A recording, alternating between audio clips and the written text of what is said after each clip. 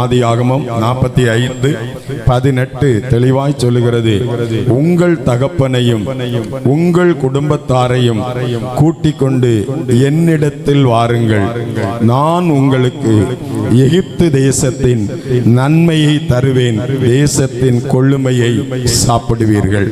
பிரியமான தேவனுடைய பிள்ளைகளே, வசனம் தெளிவாய் சொல்லுகிறது, உங்கள் தகப்பனையும் உங்கள் குடும்பத்தாரையும் அவருடைய சுவிசேஷ நற்செய்தி ஏதோ ஒரு தேசத்தில், ஏதோ ஒரு மாநிலத்தில், ஏதோ ஒரு மாவட்டத்தில், எங்கேயோ ஒரு மலையோர பகுதியில் இருந்து நீங்கள் இந்த வார்த்தையை கேட்டுக் கொண்டிருக்கலாம்.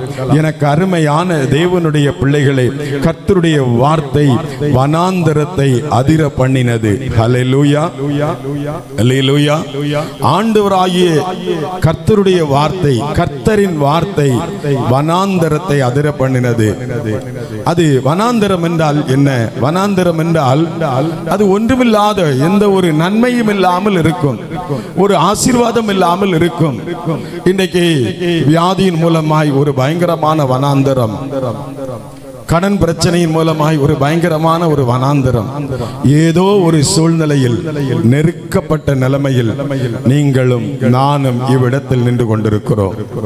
ஆனால் ஆண்டவர் சொல்லுகிறார், எகிப்து தேசத்தின் நன்மையை உனக்கு நான் தருவேன். எகிப்து தேசம் நம்முடைய உலக நாடுகளில் ஒரு இடத்தில் இந்த எகிப்து தேசம் இருக்கிறது. இந்த எகிப்து தேசத்தை எடுத்து பார்த்தால், எகிப்து தேசத்தை சுற்றிலும் நீங்கள் பார்க்கும்போது அது முழுமையும் அன்பான தேவனுடைய பிள்ளைகளை பாலைவனம் நிறைந்த இடம், வனாந்தரம் நிறைந்த இடம், ஆசீர்வாதம் இல்லாத இடம். ஆனால் ஆண்டவர் சொல்லுகிறார், எகிப்து தேசத்தின் நன்மையை உனக்கு தருவேன். இன்றைக்கு எல்லாம் கைவிடப்பட்ட நிலைமையில், ஒன்றுமே இல்லாத நிலைமையில், எல்லாம் முடிந்து போனது, எல்லாம் என்னை விட்டு கைவிட்டு போனது, எனக்கு வேறு ஒரு தீர்வு இல்லை, நான் நம்பி வந்த எல்லாம் என்னை விட்டு விலகி போனது, நான் நம்பின எல்லா நன்மைகளும் ஆசீர்வாதங்களும்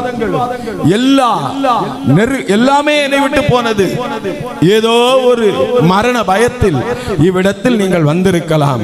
ஆண்டவர் சொல்லுகிறார், அந்த நெருக்கமான சூழ்நிலையிலும் ஆண்டவர் உங்களுக்கு நன்மையை தருவார். ஹல்லேலூயா.